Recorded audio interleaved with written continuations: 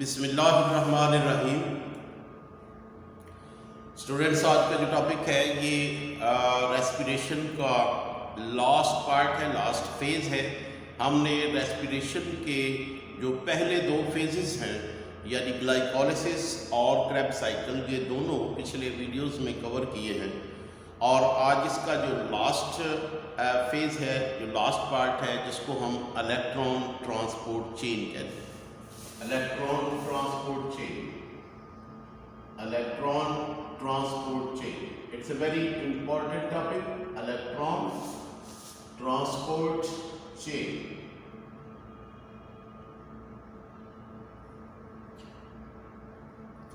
Electron transport chain जो है ये रेस्पिरेशन का एक बहुत ही अहम टॉपिक है और इलेक्ट्रॉन ट्रांसपोर्ट चेन जो है ये रेस्पिरेशन का तीसरा और आखिरी टॉपिक है और बहुत ही इंपॉर्टेंट लॉन्ग क्वेश्चन भी है। तो इसको हम रेस्पिरेटरी चेन भी कहते हैं। Respiratory chain, respiratory chain.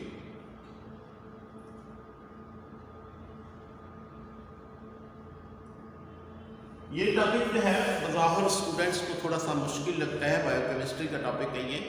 तो बहरहाल I will try my best to simplify it. जैसे कि मेरा हमेशा से यही ख्वाहिश रहती है कि स्टूडेंट्स के लिए टॉपिक को इतना आसान बना दिया जाए कि उनके लिए एक सरप्राइज हो कि ये टॉपिक जिसको हम इतना मुश्किल समझते थे ये तो बहुत ही आसान है। तो इंशाल्लाह ये इलेक्ट्रॉन ट्रांसपोर्ट चेन भी आपको ऐसे ही लगेगा।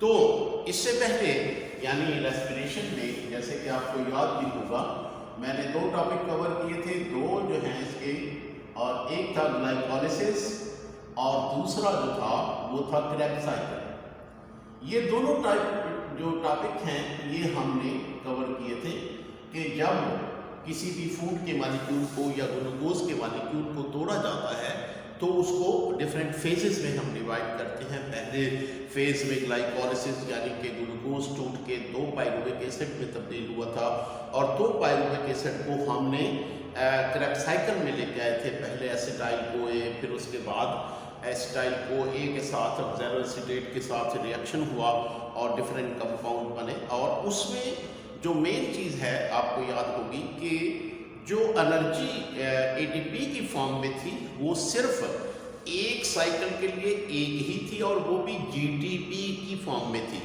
यानी ATP की फॉर्म की बजाय GTP। लेकिन GTP को हम ATP में कन्वर्ट कर सकते। तो एक दफ़ा जब जो क्रेब्स साइकिल रन करता है तो एक GTP, जब 2 दफ़ा रन करता है, क्योंकि ग्लूकोज के एक मॉलिक्यूल के लिए 2 दफ़ा रन करना पड़ता है तो इसलिए 2 GTP हमें हासिल हुई। इसके अलावा हमें कोई भी एनर्जी ATP की या GTP की फॉर्म में हासिल नहीं हुई, बल्कि आपको याद होगा कि उसमें हमें जो एनर्जी हासिल हुई थी वो एनर्जी थी NADH की फॉर्म में, NADH की फॉर्म में। और एक दफ़ा जब ये जो क्रेब्स साइकिल रन करता है तो 3 NADH हमें हासिल हुए थे और एक जो है वो FADH2 हासिल हुआ था, FADH2, ठीक है।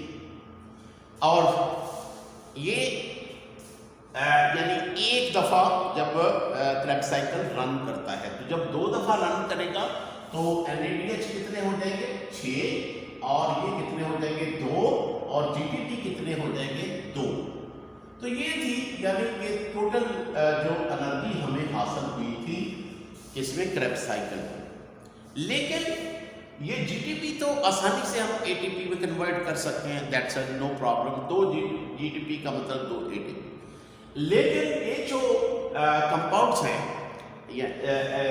NADH और FADH, they are very very energy rich compound और इनके अंदर बहुत सारी एनर्जी, मैंने आपको पिछले लेक्चर में बताया था कि NADH में 3 ATP होते हैं और जब FADH की ब्रेक डाउन होती है तो 2 ATP हमें हासिल होते हैं, ठीक है।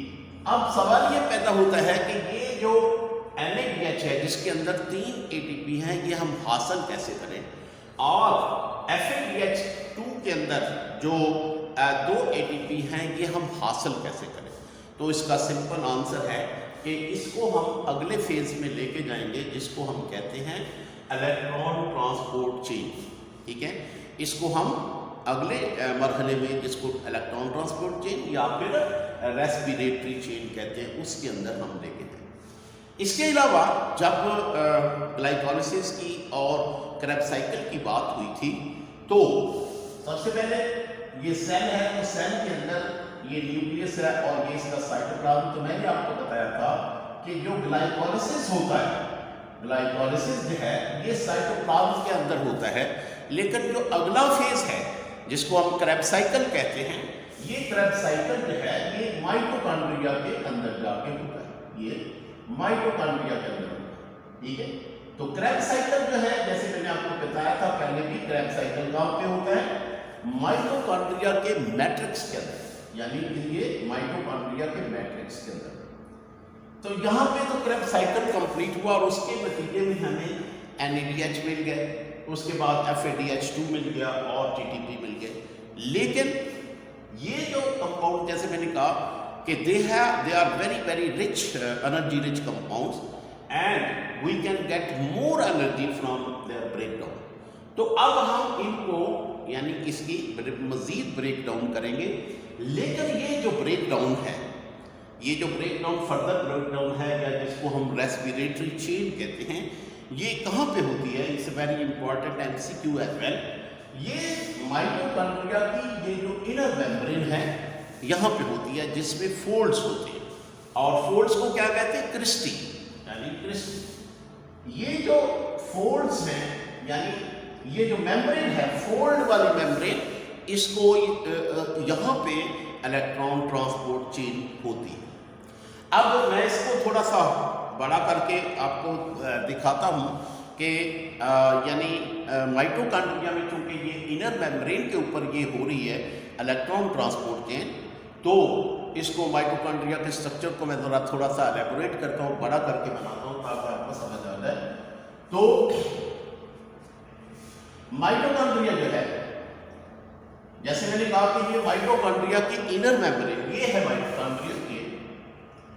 तो माइटोकॉन्ड्रिया की जो ये है बाहर की मेम्ब्रेन, ये है आउटर मेम्ब्रेन, आउटर मेम्ब्रेन, और इसके अंदर जो है वो है इनर मेम्ब्रेन जिसमें फोल्ड्स हैं, जिसमें फोल्ड्स हैं, इसको हम इनर मेम्ब्रेन कहते हैं। ये इनर मेम्ब्रेन है, इसके अंदर फोल्ड्स हैं और इन फोल्ड्स को हम क्रिस्टी कहते हैं। ठीक है,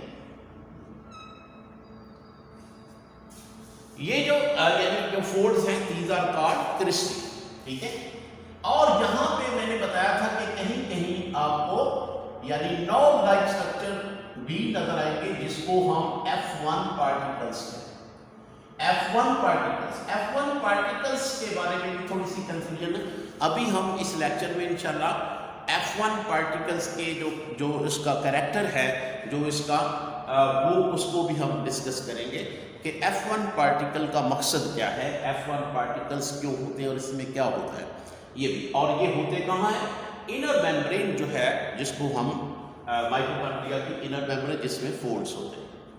अब दो मेम्ब्रेन है, एक ये वाली मेम्ब्रेन है, इसको हम इनर मेम्ब्रेन कहते हैं, इनर मेम्ब्रेन, और जो बाहर वाली है इसको हम आउटर मेम्ब्रेन कहते हैं। ये आउटर मेम्ब्रेन है और ये इनर।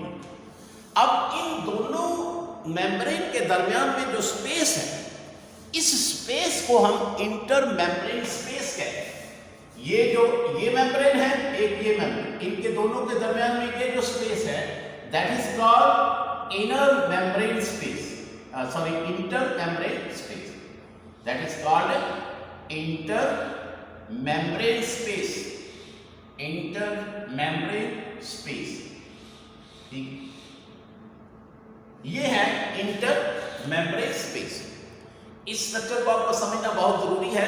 देखें ये माइटोकॉन्ड्रिया को, ताकि तभी आपको रेस्पिरेटरी चेन की समझ आएगी कि रेस्पिरेटरी चेन या जो इलेक्ट्रॉन ट्रांसपोर्ट। तो मैंने क्या बताया, रेस्पिरेटरी चेन कहाँ पे होती है? इस मेम्ब्रेन के ऊपर, जो इनर मेम्ब्रेन है जिसके ऊपर फोल्ड्स हैं, क्रिस्टी हैं, और इसके ऊपर F1 पार्टिकल्स जो कि नॉन लाइक इस रेस्पिरेटरी चेन को इस मेम्ब्रेन के ऊपर स्टडी करेंगे। ये मेम्ब्रेन जो है it is like a cell membrane, इसकी कंपोजिशन वही है, इसका स्ट्रक्चर वही है जो हमने फ्लूइड मोज़ेक मॉडल में पढ़ा था। यानी ये जो मेम्ब्रेन है ये एक्चुअली सेल मेम्ब्रेन ही की तरह है, यानी इसका जो स्ट्रक्चर है फ्लूइड मोज़ेक मॉडल की तरह से वही मैं आपको बता, यानी इसको मैं जो है आपको यानी कहने के इसको मुझे बताना पड़ेगा। मैं अभी आपको ये जो इनर मेम्ब्रेन है, इनर मेम्ब्रेन का जो स्ट्रक्चर है वो मैं दोबारा आपको बताऊं। ये देखें, ये इनर मेम्ब्रेन है और इनर मेम्ब्रेन में जो है मेम्ब्रेन का स्ट्रक्चर क्या होता है, ये माइटोकॉन्ड्रिया की इनर मेम्ब्रेन है। और इनर मेम्ब्रेन यानी जो मेम्ब्रेन का स्ट्रक्चर क्या होता है कि मेम्ब्रेन जो है फ्लूइड मोज़ेक मॉडल की यानी जो उसके मुताबिक इसके दो बाइलिपिड लेयर होती है, यानी एक लिपिड की लेयर ये है, ये चूंकि फास्फोलिपिड है और फास्फोलिपिड का स्ट्रक्चर इस तरह से होता है, इसका हेड और ये इसकी टेल, इसलिए मैं इसको इस तरह से बनाया जाता है। आपने देखा होगा कि हमेशा फास्फोलिपिड को इस तरह से बनाया जाता है, उसकी वजह क्या है कि इसका एक हेड होता है, एक टेल होती है। तो ये हेड है, ये टेल है, और जो हेड है ये हाइड्रोफिलिक है और जो टेल होती है ये हाइड्रोफोबिक होती है, इसलिए इसके अंदर की साइड पर होती है। तो ये हो गया इसके अंदर के साइड वाला हिस्सा, यानी और तो ये माइटोकॉन्ड्रिया की इनर मेम्ब्रेन है। यानी मैं फिर से आपको बताता हूं, ये देखें, ये माइटोकॉन्ड्रिया है और ये इसकी आउटर मेम्ब्रेन है और ये इसकी इनर मेम्ब्रेन। ये इनर मेम्ब्रेन है यहाँ पे जिसके ऊपर क्रिस्टी है, यहाँ पे ये इलेक्ट्रॉन ट्रांसपोर्ट चेन होती है और यही मैंने यहाँ पे ये मेम्ब्रेन यहाँ पे बनाई है बड़े करके। यानी ये जो माइटोकॉन्ड्रिया है इसकी अंदर की मेम्ब्रेन ये मैंने बनाई है। और आपने पढ़ा है कि बाइलिपिड लेयर होती है मेम्ब्रेन में और इसके दरमियान में प्रोटीन्स एम्बेडेड होती है। तो यहाँ पे भी प्रोटीन्स एम्बेडेड हैं, देयर आर मेनी प्रोटीन्स और they are some complex protein, यानी एक प्रोटीन ये होगी, एक प्रोटीन ये होगी, ठीक है, एक प्रोटीन ये होगी, ये दीज आर द प्रोटीन्स, ठीक है। और ये मल्टीपल प्रोटीन्स होती हैं, इनको यानी प्रोटीन कॉम्प्लेक्स भी कहा जाता है, कॉम्प्लेक्स ऑफ प्रोटीन। और इसका मैं फंक्शन आपको बताऊंगी। ये प्रोटीन्स जो हैं ये हाइड्रोजन आयन को पंप करने के लिए यूज होती है। अब देखें यहाँ पे ये जो मैंने मेम्ब्रेन बनाई है कौन सी, इसके बाहर क्या है, ये इंटर मेम्ब्रेन स्पेस है। ये क्या है, इंटर मेम्ब्रेन स्पेस, यानी इसके बाहर की तरफ क्या है, inter membrane space, inter membrane space, inter membrane space. और इसके अंदर क्या है, मैट्रिक्स, यानी ये क्या है, मैट्रिक्स। अंदर की तरफ क्या है, मैट्रिक्स। तो ये मैट्रिक्स है अंदर की तरफ, ये वाला, ये यहाँ पे, और ये इसकी मेम्ब्रेन है, ये वाला, ये जो है ये इसकी मेम्ब्रेन है। और ये जो बाहर है ये इंटर मेम्ब्रेन स्पेस है। इसको आप ज़हन में बिठा लें, विजुअलाइज कर लें ताकि आपको इसकी समझ आए। अब ये जो प्रोटीन्स हैं these are called protein complex. और इसके अलावा इसमें अगर आपकी बुक के मुताबिक चले तो बुक में दो चीज़ों का जिक्र किया हुआ है, एक है कोएंजाइम क्यू और दूसरा है साइटोक्रोम कॉम्प्लेक्स।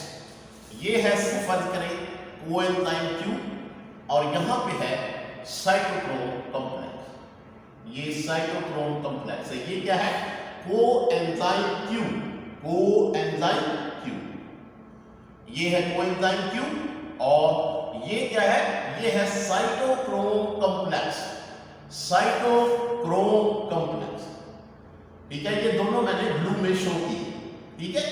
इन दोनों का जिक्र है बुक के अंदर।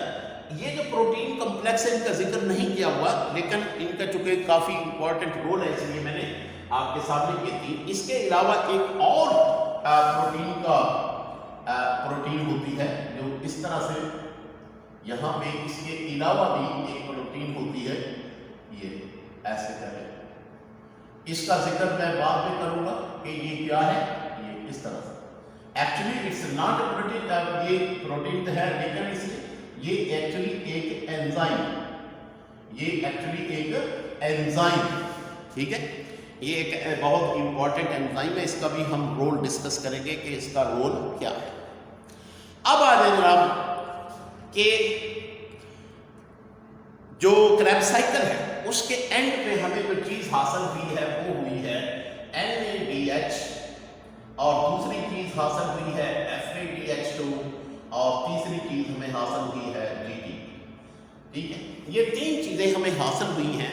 GTP तो एनर्जी करेंसी है, यानी कि इट्स रेडी टू यूज। इसको मजीद कुछ करने के लिए, इसको मजीद ब्रेक डाउन करने की ज़रूरत नहीं है। आपने एनर्जी लेनी है डायरेक्टली ATP से, GTP को ATP में कन्वर्ट करेंगे और ATP से हम एनर्जी हासिल लेंगे। ये दो चीज़ें जो है NADH और FAD, ये इनसे हमने ATP निकालनी है, इनसे ATP निकालनी है। और निकालनी कहाँ पे है? Electron transport chain.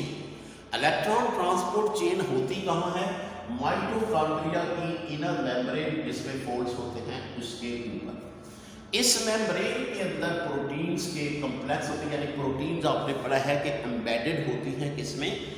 ये जो सेल मेम्ब्रेन। तो ये जो मेम्ब्रेन है इसके ऊपर प्रोटीन्स एम्बेडेड हैं, प्रोटीन कॉम्प्लेक्स कहलाती हैं, और इसके अलावा कुछ दूसरी और प्रोटीन्स भी हैं। इनका सबका जब हम फंक्शन डिस्कस करेंगे तो आपको हर चीज़ वाज़ेह हो जाएगी। ठीक है, अब उसके बाद ये जो यानी प्रोडक्ट्स हमें हासिल हुई हैं NADH और FADH, इनसे हमने एनर्जी हासिल करनी है इलेक्ट्रॉन ट्रांसपोर्ट चेन। इन प्रोटीन्स का काम ये है, ये जो ट्रांसपोर्ट चेन के इलेक्ट्रॉन्स को ट्रांसपोर्ट करना, इलेक्ट्रॉन को ट्रांसपोर्ट करने का जो काम है वो सिर्फ इन दोनों का ही है, कोएंजाइम Q और ये जो साइटोक्रोम कॉम्प्लेक्स। ये जो प्रोटीन्स हैं ये इलेक्ट्रॉन को ट्रांसपोर्ट नहीं करती, बल्कि ये जो कॉम्प्लेक्सेस हैं इनका काम होता है हाइड्रोजन आयन को बाहर पुश करना, हाइड्रोजन आयन को बाहर पुश करना। ये मैं अभी आपको बताया। तो इसलिए चूंकि ये हाइड्रोजन आयन को पुश करती हैं, इसलिए आपकी बुक में इसको इलेक्ट्रॉन ट्रांसपोर्ट चेन का हिस्सा नहीं बताया। ये दरअसल इलेक्ट्रॉन ट्रांसपोर्ट चेन की बजाय ये जो प्रोटीन्स हैं ये केमियोस्मोसिस यानी ATP प्रोडक्शन में इनका रोल ज्यादा है, इसलिए इनको इलेक्ट्रॉन ट्रांसपोर्ट चेन की बजाय जो केमियोस्मोसिस है उसके अंदर इसका जिक्र किया हुआ है। और जो इलेक्ट्रॉन ट्रांसपोर्ट है इसमें सिर्फ इन दोनों का, क्योंकि इन दोनों का जो फंक्शन है ये है इलेक्ट्रॉन को ट्रांसपोर्ट करना। ऐसे ही जैसे आपने देखा होगा जो रिले रेस होती है कि इसमें एक बंदा जो होता है उसके हाथ में बैटन होता है, वो दौड़ता है, अगले को पकड़ा देता है, अगला दौड़ता है, फिर अगले को पकड़ा देता है। इस तरह से यानी इसी तरह से ये जो यानी प्रोटीन के ये जो प्रोटीन्स हैं यानी जिसमें कोएंजाइम Q है या ये जो साइटोक्रोम कॉम्प्लेक्स है, इनका काम भी बिल्कुल वैसे ही है, इलेक्ट्रॉन को यानी ट्रांसपोर्ट करना एक जगह से दूसरी, अगले से अगले, अगले से अगले। और इस दौरान में जब इलेक्ट्रॉन यानी जो इलेक्ट्रॉन ट्रांसपोर्ट हो रहे हैं एक जगह से दूसरी जगह जा रहे होते हैं, तो होता क्या है, इलेक्ट्रॉन में से एनर्जी लूज होती है। Electron lose their energy. Electrons जो हैं यही सोर्स ऑफ एनर्जी होते हैं। तो जब यानी ये आगे चलते हैं तो इनकी एनर्जी लूज होती है, और वो एनर्जी जो लूज करते हैं वो हम ATP बनाने के लिए यूज करते हैं, वो हम ATP बनाने के लिए यूज करते हैं। और यहाँ पे जो ATP बनेगी वो ऑक्सीजन की मदद से बनेगी, वो ऑक्सीजन की, क्योंकि ये जो माइटोकॉन्ड्रिया है इसके मैट्रिक्स के अंदर ऑक्सीजन मौजूद है, और वो ऑक्सीजन यूज होती है इसके लिए। ये जो इलेक्ट्रॉन्स ट्रांसपोर्ट होते हैं वो ऑक्सीजन इन इलेक्ट्रॉन को एंड पर जाके कैच कर लेती है, एक्सेप्ट कर लेती है। यानी ऑक्सीजन जो होती है ये इलेक्ट्रॉन्स जो इस ट्रांसपोर्ट चेन के ऊपर ट्रांसपोर्ट होंगे आगे, और आखिर में वो किसके काबू आएंगे? ऑक्सीजन के। और ऑक्सीजन उनको कबूल करेगी और अपने साथ 2 हाइड्रोजन मिला के पानी बना देगी, वाटर बना। ठीक है, तो हम अब स्टार्ट करते हैं कि यानी ये जो प्रोसेस होता है इलेक्ट्रॉन ट्रांसपोर्ट चेन का, ये कैसे होता है, इसको समझने के लिए मैं एक साथ साथ वो डायग्राम भी लेके चलूंगा जो कि आपकी बुक में बनी हुई है। इसमें ये देखिए, ये हम एक ग्राफ है, ग्राफ का ये जो वर्टिकल कॉलम है, वर्टिकल कॉलम में ये जो ये शो करता है एनर्जी, यानी रिलेटिव एनर्जी, रिलेटिव एनर्जी, यानी रिलेटिव एनर्जी का मतलब होता है कि किस चीज के अंदर कितनी ज्यादा एनर्जी है, किस चीज के अंदर कितनी ज्यादा एनर्जी, ये ठीक है। अब हमें जो यानी चीजें हासिल हुई हैं इसमें एक तो NADH है और एक FADH, ठीक है, एक NADH है और एक FADH2। इसमें जैसे मैंने बताया कि NADH जो है ये हाई एनर्जी यानी करेंसी है और इसके अंदर 3 ATP होते हैं। उसकी वजह ये है कि उसके अंदर जो इलेक्ट्रॉन्स हैं उनकी एनर्जी ज़्यादा होती है। तो ये अगर एनर्जी का लेवल है तो जिसकी एनर्जी सबसे ज़्यादा होगी, रिलेटिव एनर्जी ज़्यादा होगी, वो सबसे ऊपर आएगा। कहाँ पे आएगा? NADH, ये सबसे ऊपर आएगा क्योंकि इसके अंदर एनर्जी ज़्यादा होती है। इसके अंदर 3 ATP होती है, ये इसलिए हमने इसको ऊपर रखा। इसके अलावा जो इसके नीचे है वो है FADH2। ये क्या है? ये इसकी एनर्जी चूंकि थोड़ी इससे कम है इसलिए इसको मैंने नीचे लिखा, इसको ऊपर लिखा है। अब और ये जो डायग्राम बुक की है आपको बहुत ही अच्छे तरीके से समझ आ जाएगी कि ये जो राउंड राउंड क्या बनाए हुए हैं और ये जो चेन बनी हुई है ये क्यों कौन सी जगह पर कि किस चीज़ को क्यों बनाया गया है, तो ये आपको अच्छी तरह से। सबसे पहले मैंने कहा कि 2 एनर्जी करेंसी हमें हासिल हुई हैं क्रैब साइकिल के नतीजे में, एक NADH और FADH। इसमें 3 ATP होते हैं और इसमें 2 ATP होते हैं। अब ये इसको मैंने सबसे ऊपर इसलिए रखा है क्योंकि ये इसकी एनर्जी रिलेटिव एनर्जी ज़्यादा होती है और इसकी एनर्जी थोड़ी कम होती है। इसको मैंने नीचे रखा क्योंकि इसमें 2 ATP हासिल। अब आ जाए इसको मैं थोड़ा सा और ऊपर लिख देता हूँ NADH, ठीक हो गया। अब आपने इन दोनों चीजों को कोरिलेट करते जाना है ताकि आपको अच्छे तरीके से समझ आ जाए। गाइस अगर आप थोड़ी सी तवज्जो, सिर्फ 5 मिनट की तवज्जो देंगे इस पे या 10 मिनट की, तो ये जो इलेक्ट्रॉन ट्रांसपोर्ट चेन है ये इंशाल्लाह आप दूसरों को भी पढ़ाएंगे कि इलेक्ट्रॉन ट्रांसपोर्ट चेन क्या होती है। अब देखें यहाँ पे NADH जो है, जैसे मैंने कहा कि ये जो इलेक्ट्रॉन ट्रांसपोर्ट चेन कहाँ पे होती है? माइटोकॉन्ड्रिया की इनर मेम्ब्रेन के ऊपर। ये इनर मेम्ब्रेन है और इसके अंदर प्रोटीन्स हैं और कुछ यानी प्रोटीन कॉम्प्लेक्सेस हैं और इसके अलावा कुछ प्रोटीन्स हैं। ये अपना रोल प्ले करेंगी इलेक्ट्रॉन ट्रांसपोर्ट चेन में। जैसे मैंने कहा कि ये जो बड़े प्रोटीन कॉम्प्लेक्सेस हैं इनमें इलेक्ट्रॉन ट्रांसपोर्ट चेन का इतना रोल नहीं है। ये 2 चीज़ों का रोल है जिनका आपकी बुक में भी बहुत मेंशन किया हुआ है, और वो क्या है? कोएंजाइम Q और दूसरा है साइटोक्रोम कॉम्प्लेक्स। ये कॉम्प्लेक्स है, इसमें 4 जो है वो साइटोक्रोम्स होते हैं, यानी 4 प्रोटीन्स होती हैं। एक cytochrome B, cytochrome C, cytochrome A और साइटोक्रोम A3। 4 इसके अंदर ये जो है साइटोक्रोम कॉम्प्लेक्स है। कॉम्प्लेक्स का मतलब इसमें एक नहीं बल्कि 4 साइटोक्रोम्स हैं। क्रोम्स का मतलब होता है यानी पिगमेंट यानी कलर्ड, ठीक है। तो इसमें ये कलर्ड किस्म के पिगमेंट्स हैं और ये प्रोटीन को ये जो इलेक्ट्रॉन को ट्रांसपोर्ट कर जो है आगे यानी आगे से आगे पास करने का काम कर। तो सबसे पहले NADH यानी यहाँ पे इस मेम्ब्रेन के अंदर आया तो यहाँ पे एक एंजाइम होगा ऑलरेडी यहाँ पे बैठा हुआ, उसको हम कहते हैं NADH डिहाइड्रोजिनेज। ये एंजाइम यहाँ पे बैठा हुआ है। ये एंजाइम जैसे ही NADH यहाँ पे पहुंचेगा इस मेम्ब्रेन के ऊपर, तो यहाँ पे मौजूद जो डिहाइड्रोजिनेज एंजाइम है, जैसे कि नाम से जाहिर इसका काम क्या है? NADH से हाइड्रोजन को निकाल देना, यानी NADH को हाइड्रोजन यहाँ से निकाल देना और बाकी क्या रह जाएगा?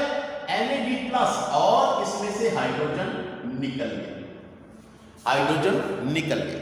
हाइड्रोजन निकलते साथ ही जो यानी जो बॉन्ड यहाँ पे बना हुआ था जिसमें 2 इलेक्ट्रॉन थे, ये 2 इलेक्ट्रॉन भी, ये जो 2 इलेक्ट्रॉन है ये भी रिलीज हो। यानी ये 2 इलेक्ट्रॉन यहां से रिलीज हुए। अब ये जो 2 इलेक्ट्रॉन यहां से रिलीज हुए हैं, दे विल लूज एनर्जी, यानी वो जैसे थोड़ा सा नीचे आएंगे तो अपनी एनर्जी लूज करेंगे, और वो एनर्जी हम यूज करेंगे एडीपी के। अगर हमारे पास यहां पे एडीपी मौजूद है जो कि ऑलरेडी वहां पे यानी जो मैट्रिक्स के अंदर या मेम्ब्रेन के अंदर मौजूद होती है, तो एडीपी में हम एक इनऑर्गेनिक फास्फोरस अटैच करेंगे, फास्फेट अटैच करेंगे, और यहां पे एटीपी बनेगी। पहली एटीपी यहां पे बन गई, ठीक है, पहली एटीपी यहां से बन गई, और यहां से यानी ये जो हाइड्रोजन है ये रिलीज होता है हाइड्रोजन आयन, और 2 इलेक्ट्रॉन, ठीक है, ये है पहला मरहला, ठीक है। यानी जैसे ही NaDH यहां पे एंटर हुआ है, अब एंटर होते सार ही वहां पे उसको एक एंजाइम मिला, और वो एंजाइम कौन सा था, NADH डिहाइड्रोजनेज, जिसने इससे हाइड्रोजन को रिमूव किया। ये हाइड्रोजन जो है ये हाइड्रोजन आयन जो है अलग हो गया, और 2 इलेक्ट्रॉन यहां से निकल गए, क्योंकि ये जो बॉन्ड बना हुआ था यहां से 2 इलेक्ट्रॉन।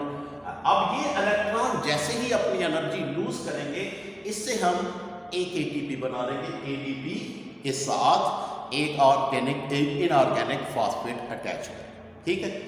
अब ये तो हो गया इस ये जो हाइड्रोजन आयन है, हाइड्रोजन आयन, जैसे मैंने कहा ये जो प्रोटीन कॉम्प्लेक्सेस हैं, इनका काम क्या है कि ये जो हाइड्रोजन आयन यहां से रिमूव हुआ है, यहां से हाइड्रोजन आयन रिमूव हुआ और NAD+ बना, NAD+ बना और हाइड्रोजन, ये जो प्रोटीन है इस हाइड्रोजन आयन को पंप करके बाहर निकाल देगी, यानी कि इंटर मेम्ब्रेन में ले आएगी। ये हाइड्रोजन कहां पे आएगा, ये इंटर मेम्ब्रेन में चला जाएगा, और इसको लेके कौन जाएगा, ये जो प्रोटीन कॉम्प्लेक्स है। अब आपको समझ आ गई कि प्रोटीन कॉम्प्लेक्सेस का फंक्शन एक्चुअली क्या है, कि ये जो हाइड्रोजन आयंस रिलीज होंगे इनको पंप करके ये इंटर मेम्ब्रेन में, और ये जो हाइड्रोजन आयन यानी पंप करके बाहर निकालते हैं ये, तो ये हाइड्रोजन आयन की कंसंट्रेशन यहां पे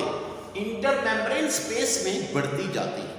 अब दूसरा जो, अब ये जो यानी जो 2 इलेक्ट्रॉन है वो यहां से किधर चलेंगे, इसके पास, जिसको कहते हैं कोएंजाइम Q, इसको क्या कहते हैं, कोएंजाइम Q। कोएंजाइम Q जो है, जब इसके पास इलेक्ट्रॉन चले जाते हैं तो ये इसको पास करता है, इसके पास, इसको किसी कहां पास करता है, साइटोक्रोम कॉम्प्लेक्स के साइटोक्रोम। अब यहां पे एक प्रोटीन जो है यहां पे यानी यहां से यहां तक जो जब इलेक्ट्रॉन जाते हैं तो इससे जो एनर्जी हासिल होती है, वो एनर्जी आपने देखा होगा कि यहां पे आके कोएंजाइम Q, ये क्या है, कोएंजाइम Q। अब कोएंजाइम Q जो है, और कोएंजाइम Q के अगला जो, यानी ये तो हो गया पहला प्रोटीन जिसके पास इलेक्ट्रॉन जाएंगे, और उसके बाद जो दूसरा कॉम्प्लेक्स है जिसके पास जाएंगे वो है साइटोक्रोम कॉम्प्लेक्स। ये साइटोक्रोम कॉम्प्लेक्स है, ये कोएंजाइम Q जो है अपने इलेक्ट्रॉन साइटोक्रोम कॉम्प्लेक्स को देगा। अब साइटोक्रोम कॉम्प्लेक्स में पहला क्या है, साइटोक्रोम B, फिर साइटोक्रोम C, फिर इसके बाद A, और उसके बाद A। ये कॉम्प्लेक्स, और ये कॉम्प्लेक्स जो है ये फेरस कंटेनिंग प्रोटीन्स है, यानी कि जिनके अंदर फेरस होता है, आयरन होता है, हीम ग्रुप होता है, वही ग्रुप जो कि हीमोग्लोबिन में होता है वही इनमें होता है। यानी इसमें जो इलेक्ट्रॉन आगे पास करने की सलाहियत है वो किसकी वजह से होती है, फेरस की वजह से, और फेरस की वजह से यानी आयरन। अब आयरन में ये यानी जो इलेक्ट्रॉन है ये कैसे आगे ट्रांसफर करता है, आपको पता है, बाय दी वैलेंसी चेंज, यानी फेरस की 2 वैलेंसी होती है, Fe2 और Fe3, ठीक है, Fe+3। इसका मतलब ये होता है, इसको हम फेरस कहते हैं जिसके वैलेंस शेल में 2 इलेक्ट्रॉन होते हैं। जबकि जिसके वैलेंस शेल में 3 इलेक्ट्रॉन हो उसको फेरिक कहते हैं। यानी जब इसको 1 इलेक्ट्रॉन दिया जाता है तो ये फेरिक बन जाता है, और ये अपना इलेक्ट्रॉन जब आगे पास कर देता है तो फिर से फेरस बन जाता है। यानी वैलेंसी चेंज करने से ये अपनी जो इलेक्ट्रॉन है वो आगे पास कर देते हैं। एक वो इलेक्ट्रॉन मिला यानी फेरस से फेरिक बना, फेरिक ने अपना एक इलेक्ट्रॉन आगे पास कर दिया, फिर फेरस बना। इस तरह से ये अपनी एनर्जी जो है वो तब्दील करते हैं। ठीक है, अब ये जो ये वाला जो कोएंजाइम Q है, कोएंजाइम Q जो है और साइटोक्रोम B है, आपने देखा ये एक ही लेवल पर है। इसका मतलब क्या है कि यहां से इलेक्ट्रॉन जब यहां पे जाते हैं तो कोई खास एनर्जी प्रोड्यूस नहीं होती। ठीक है, कोई खास एनर्जी प्रोड्यूस नहीं होती। ये मैंने अच्छा, उसके बाद ये इसको मैं ऐसे ये साइटोक्रोम C है, ये A है और ये A3 ऐसे। तो ये देखिए जो लेवल है इसको भी चेक करें कि ये दोनों एक ही लेवल पर हैं। मतलब ये है कि जब इलेक्ट्रॉन यहाँ पे जाते हैं तो उसमें से कोई खास एनर्जी हासिल नहीं होती और उससे कोई एटीपी नहीं बनती। तो एटीपी पहले इस लेवल पर बनी थी यहाँ पे, अब दूसरी एटीपी इस लेवल पर बनेगी जब ये अगले प्रोटीन कॉम्प्लेक्स के पास आएगी। यानी जब साइटोक्रोम B से इलेक्ट्रॉन साइटोक्रोम C पे जाएंगे तो आपने देखा ये ऊपर था, ये नीचे, इसका मतलब यहाँ पे इलेक्ट्रॉन ने यहाँ से एनर्जी लूज की, एनर्जी लूज क्योंकि ये नीचे आ गया। ये देखें ये नीचे आ गया, नीचे आने का मतलब है कि इसने एनर्जी लूज की है। अब यहाँ पे एक तो ये जो यानी यहाँ पे FADH है ये 2 ATP बनाएगा और NADH जो है वो 3 यहाँ पे पहले ही बना देगा। अब जब साइटोक्रोम जैसे मैंने कहा B से C आया, उसके बाद आपने देखा कि ये तीनों तकरीबन जो है A और A3 जो है, यानी यहाँ पे आ गया A3, तो ये तकरीबन एक ही लेवल पर, यानी यहाँ से एनर्जी इतनी रिलीज नहीं हुई कि यहाँ तो कोई ATP बन सके। अब जो आखिरी जो है साइटोक्रोम कॉम्प्लेक्स A3 ये नीचे आ गया, इसका मतलब यहाँ आके फिर से एनर्जी काफी ज्यादा लूज हुई, यानी कि ये साइटोक्रोम कॉम्प्लेक्स लूज हुई है। तो ये जो यानी यहाँ पे प्रोटीन कॉम्प्लेक्स पड़ा हुआ है, ये प्रोटीन कॉम्प्लेक्स फिर से हाइड्रोजन को पंप करके बाहर निकाले, हाइड्रोजन को पंप करके नहीं, यानी यहाँ पे भी हाइड्रोजन पंप होंगे 3 दफा। ठीक है, 3 दफा 3 कॉम्प्लेक्स हैं, तीनों हाइड्रोजन को पंप करेंगे और ये जो हाइड्रोजन पंप हो रहे हैं इनसे एक एटीपी हासिल होगी। वो कैसे होगी वो भी मैं अभी आपको बताता है, through the process of chemiosmosis. फिलहाल कर लेते हैं कि इलेक्ट्रॉन जो हैं वो ट्रांसपोर्ट चेन के अंदर चली जा रहे हैं और इलेक्ट्रॉन ट्रांसपोर्ट चेन के अंदर चले जा रहे हैं और अपनी एनर्जी लूज करते जा रहे हैं और एनर्जी बनती जा रही है। तो तीसरी जो एटीपी है वो यहाँ पे बनेगी, यानी A3 जो है, A3 जो आखिरी हिस्सा है, यानी जो कह लें कि इसका साइटोक्रोम कॉम्प्लेक्स का ये नीचे आया है, इसका मतलब इसकी एनर्जी लूज हुई है और यहाँ पे एक ADP जो है उसके साथ एक ऑर्गेनिक फॉस्फेट अटैच होगा और ATP बनेगा। तो इस तरह से 1 और 2 और 3 ATP बनाए हैं इसमें NADH ने, और FADH कितने में बनाए हैं? 1 और 2। ठीक, अब जब FADH ने 2 1 बना, अब ये जो 2 इलेक्ट्रॉन है, 2 इलेक्ट्रॉन अब यहाँ पे आ गए, यानी यहाँ पे पहुंच गए। यहाँ पे जब उसने एनर्जी लूज की है 2 इलेक्ट्रॉन ने, उससे हमने एक ATP बना रहे। अब ये बिल्कुल थके हुए जो इलेक्ट्रॉन्स हैं ये यहाँ पर पहुंच गए, यानी हार थक के अपनी एनर्जी लूज करके। अब यहाँ इनको एक्सेप्ट करने के लिए ऑक्सीजन बैठो, जैसे क्योंकि ये जो है जो एरोबिक रेस्पिरेशन है और एरोबिक रेस्पिरेशन का तीसरा फेज, और एरोबिक रेस्पिरेशन में ऑक्सीजन यूज होती है। तो ऑक्सीजन का काम क्या है, क्योंकि ऑक्सीजन की बहुत सारी इलेक्ट्रोनेगेटिविटी होती है, ये इन दोनों इलेक्ट्रॉन को एक्सेप्ट करता है। लेकिन चूंकि जो है 2 इलेक्ट्रॉन को जब ये एक्सेप्ट करता है तो यहाँ पे मौजूद जो मैट्रिक्स के अंदर और ये जो मेम्ब्रेन के अंदर जो हाइड्रोजन आयंस हैं, जो हाइड्रोजन आयंस हैं, ये जो वो इसके साथ अटैच होंगे, यानी hydrogen ion plus hydrogen ion plus oxygen. ये ऑक्सीजन इलेक्ट्रॉन को रिसीव करने के बाद दो हाइड्रोजन को अपने साथ मिलाएगी और यहाँ पे H2O बनेगा। तो इसीलिए ऑक्सीजन को फाइनल इलेक्ट्रॉन एक्सेप्टर कहा जाता है, क्योंकि ये इलेक्ट्रॉन को एक्सेप्ट करते हैं। और अगर ऑक्सीजन ना हो तो एरोबिक रेस्पिरेशन नहीं हो सकती, क्योंकि फाइनल इलेक्ट्रॉन एक्सेप्टर अगर मौजूद नहीं है तो ये ट्रांसपोर्ट चेन नहीं चलेगी। ये ऑक्सीजन की मौजूदगी में ही चलती, क्योंकि जो फाइनल प्रोडक्ट है वो ऑक्सीजन अपने साथ लेता जा रहा है और ये जो है चेन चलती जा रही है। ये चेन कहीं भी जाके स्टॉप हो सकती है अगर इसके बीच में कोई पार्ट मिसिंग है। अगर ऑक्सीजन मिसिंग है तब भी ये चेन जो है वो स्टॉप हो जाएगी। ठीक है, तो ये थी इलेक्ट्रॉन ट्रांसपोर्ट चेन। ठीक है, अब आपने देखा कि मैं इसके साथ साथ आपको ये भी बताया जा रहा हूं कि ये जो प्रोटीन कॉम्प्लेक्सेस हैं, ये जो इलेक्ट्रॉन जब चल रहे हैं इलेक्ट्रॉन ट्रांसपोर्ट चेन के ऊपर तो अपनी एनर्जी लूज कर रहे हैं। जब अपनी एनर्जी वो लूज कर रहे हैं तो ये एनर्जी जो है ये प्रोटीन कॉम्प्लेक्सेस जो है इस एनर्जी को यूज करके हाइड्रोजन आयन को बाहर निकाल दें। और हाइड्रोजन आयन कहाँ पे आ रहे हैं?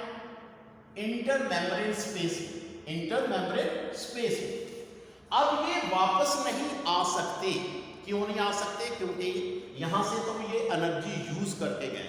अब ये वापस आएंगे, यहाँ पे इनका ग्रेडियंट जो है, ये जो ग्रेडियंट है ये बहुत ज्यादा हो चुका है, यानी यहाँ पे इनकी जो कंसंट्रेशन है हाइड्रोजन आयन की वो बहुत बढ़ गई है, जबकि जो मैट्रिक्स है इसके अंदर इसकी कंसंट्रेशन कम हो गई है।